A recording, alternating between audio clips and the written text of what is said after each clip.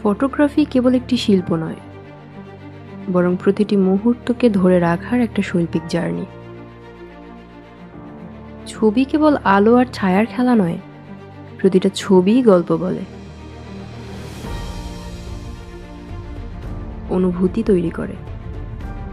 ঝরে পড়া একটা পাতা কিংবা অসংখ্য গাছের সারি, বা কোনো মানুষের চোখের গভীরে লুকিয়ে থাকা স্বপ্ন, ফটোগ্রাফির মাধ্যমে সবকিছু জীবন্ত হয়ে ওঠে। আমার ক্যামেরা আমার কাছে শুধুমাত্র একটা মেশিন না, এটি আমার কাছে তৃতীয় একটা চোখের মতো।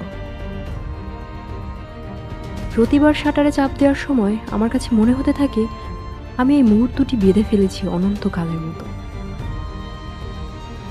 একটা মুহূর্তের ইতিহাস ধরে ফেলা একটা কবিতা লেখার চেয়ে কম পোয়েট্রিক কিছু না। আমি আমার এই জার্নিতে প্রতিদিন অসংখ্য এমন নির্বাক কবিতা লিখি। একটা নির্জন রাস্তায় লিখি শূন্যতার কবিতা, আবার ট্রাফিকে আটকে থাকা অসংখ্য গাড়ির সামনে লিখি কোলাহলের কবিতা। ফটোগ্রাফি আমাকে শুধু একটি শৈল্পিক দুনিয়ার সাথে পরিচয় করায়নি, বরং জীবনকে নতুনভাবে দেখতে শিখিয়েছে। প্রতিটি ফ্রেম, প্রতিটি আলোর রেখা, প্রতিটি শ্যাডো সবকিছুই আমাকে আরও গভীরভাবে জীবনকে ভালোবাসতে শিখিয়েছে আমার না বলা শব্দগুলিকে নির্বাক ভাষায় শাটার চেপে বলে ফেলতে।